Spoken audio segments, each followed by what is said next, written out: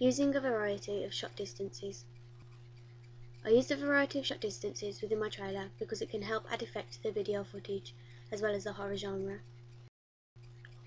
One of the shots I used is called a long shot, which is where the camera shows the entire object or human, and in this footage you can see the character is running away from the camera so that you can see the whole of her body running.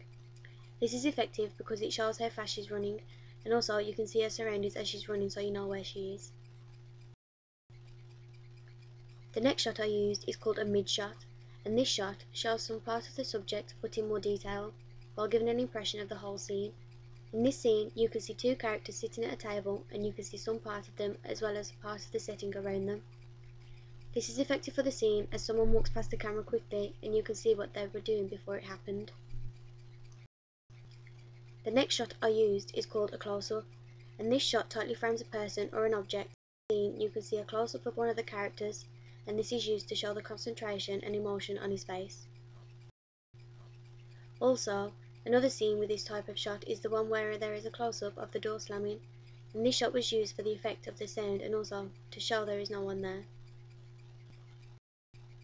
Another shot I used is called a tracking shot, which moves parallel to the action or subject, and I use this shot because it follows the figure around the drama studio, and as you can see it creates an effect because you can see where he is and also walking through different tones of lighting, helping to create the horror feeling.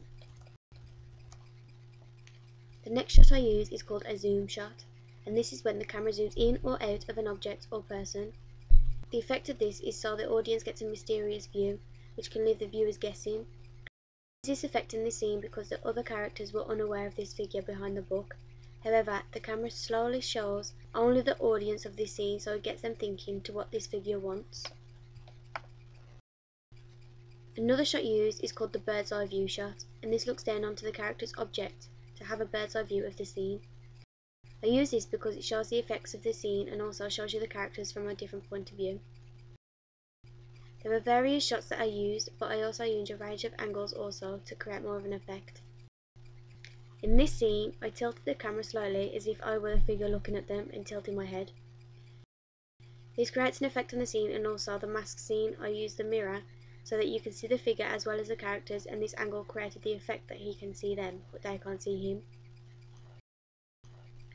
And lastly, in this scene I angled the camera to look over her shoulder so that it feels like the audience are there with her and sharing her fear. I could have improved some of these by using a tripod because some of them are a little shaky. Some of the shots I thought it was more appropriate to the scenes and the genre, so I left them.